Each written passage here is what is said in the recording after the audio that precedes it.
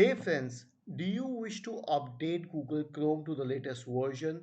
And this is very important because if Google Chrome is obsolete, first of all, it will not include the security updates and it will not include new features, and you might not be able to access a lot of websites and a lot of other options. So, in this case, click on these three dots at the top right corner and select about Chrome. Wait, select help and then click on about Google Chrome.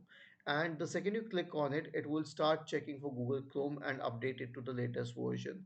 Now, if Google Chrome is very obsolete, it might need some time to update it. And after that, you'll have to close Google Chrome and then you'll have to reopen it like this.